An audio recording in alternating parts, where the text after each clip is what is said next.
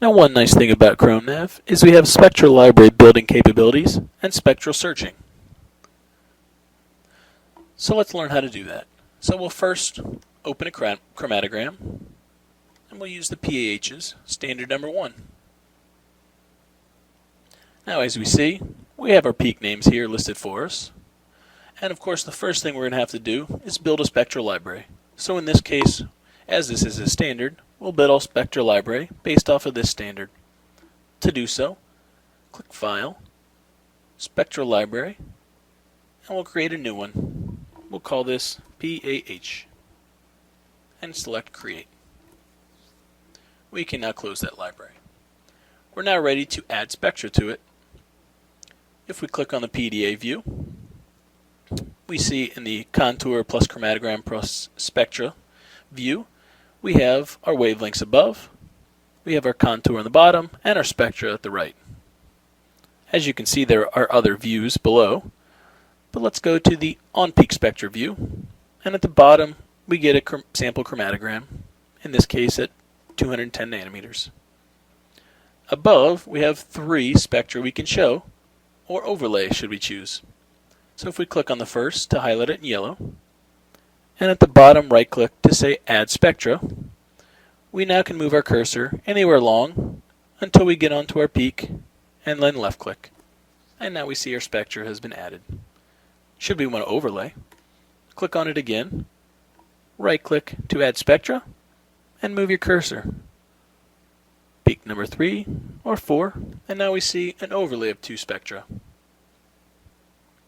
Now in this case, as we're going to add some spectra to build our library, we're going to delete the second one, so we only show 1 chromatogram, 1 spectra per.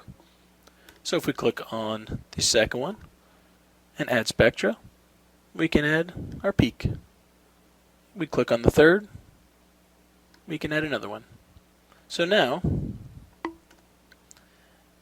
if we right click on our spectra of peak number 2, we can add it to the Spectral library.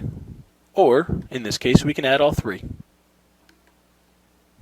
We'll select the library we want to add them to, and click Add. And what you'll notice is they are added to the library, but the retention time is used as a spectral name. If we look back to our peak ID table, we'll come back and name these. So at current, we'll save this library, and we'll close it. Now we can go back, and we can add some more. Simply right click and we can delete the spectra in the first. Right click to delete the spectra in the second. Right click to delete the spectra in the third. And now we can add the remaining spectra.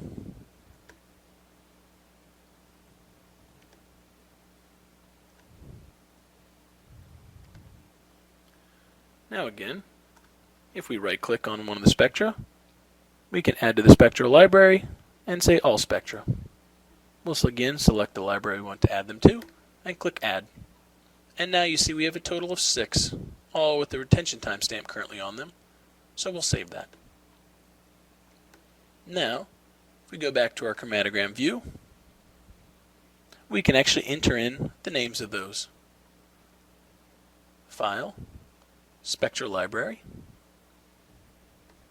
and we'll open our library. And now if we slide these over slightly, we can see that our current first spectra is a naphthalene based on retention time. Our second one, that elutes at just about 4 minutes, is biphenyl. Now these retention times, of course, are slightly off as I just simply click on the chromatogram, but they are very close. The third one, fluorine. The fourth, anthracene. The fifth, pyrene. The sixth,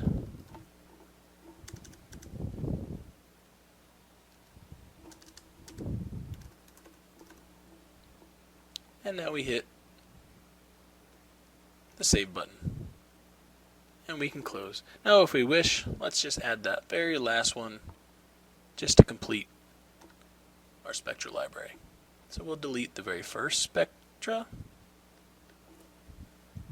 or to show you another place to put it in, if we go back to the contour, chromatogram, and spectra section, make sure our XY cursor is checked, and now we can simply check right there, and now our spectra of our last peak appears on the right. We can right click and add to spectral library,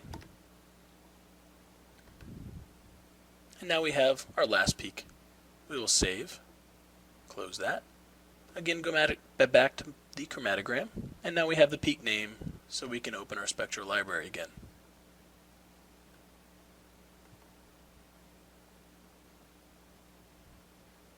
And again, based on retention time,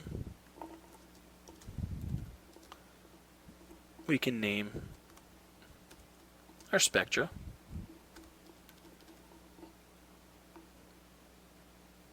And we can save. And now we can close.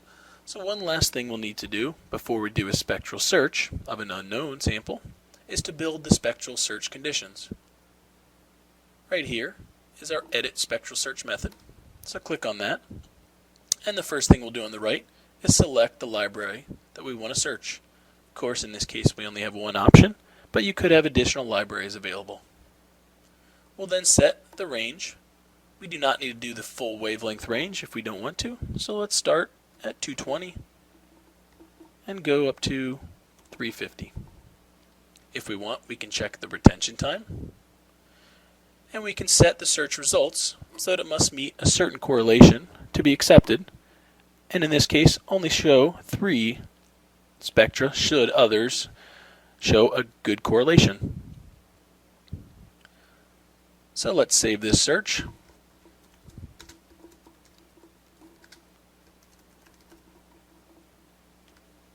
And close it. So now we'll open an unknown chromatogram from the PAH section, of course. And now, in the PDA view, as XY cursor is checked, we'll select this particular peak. The spectra is, of course, to the right. If we right-click and search the spectral library, we select the particular search we want to do. And what we see, of course, is that particular peak based on the spectra matches up with fluorine. You see your fluorine peak below of the standard, and here's your unknown. You get your correlation factor on the right, the library you searched, and the wavelength ranges. If we want to do another search, simply click on that peak. If we right-click on the spectra and do a spectral library search, again we select the search we want to use, and of course this one matches up with anthracene based on our spectra, the unknown, and our standard, and our correlation is very good again.